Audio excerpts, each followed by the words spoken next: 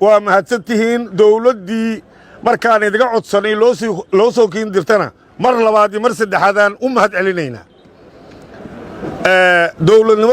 dowladnimada dadka Soomaaliyeed deeqda waxyaabaha dadka qaar ay ku fikirayaan dadka Soomaaliyeed ma deeqaan dalka Soomaaliyeedna waxba kama qaban karaan dowladnimana waa ciidan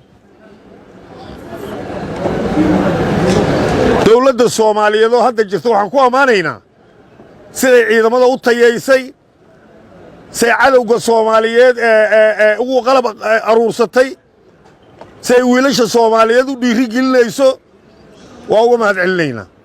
adinkana ciidamada Soomaaliyeed oo dalka ka jira waxaad tihiin koofidoodii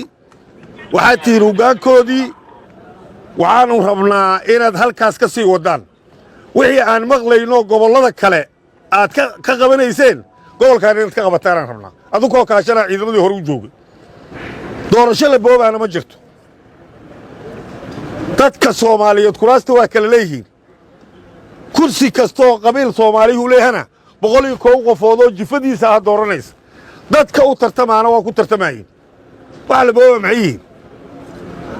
ciidamo dawladuna ma soo dirin in kuraas lagu idigu boobo ana kan idigu boobi mayn cadawga Soomaaliyeed inaad wax ka qabataan oo ciidamada Soomaaliyeed halkaan jooga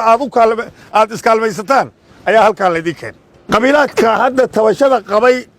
waa is aragnay odayaashiisa iyo waxgaradkiisa kulli waa is aragnay waxba islama gifilo waaba heshiinaba maxaaba boobitaan iyo qabqab iyo xaba keenaba waa heshiinay qabiilkii tabashada qabay odayaashiisa is aragnay tabashadii sida loo goobaho loo xallina iyo sida la isku hor fariisana waa ka heshiin kamana baxayno waxaan kula heshiinaan uga bixinayno guud ahaan daawadayaal warka koobnaad ka daawanayseen warbaahinta qaran waanaga inta oo ku maasantiin si aad ula socotaan wararka halkaan aan ku soo baahino anigoo Maxamed Axmed Mursal ayaa warka idin la socodsiinayay dhinaca kaamirada waxaan kaga mahad celinayaa saaxiibkay Cabdulle Muuse Xasan inta dib u kulmi doono warkaan kiisa kale sidaas iyo nabadgelyo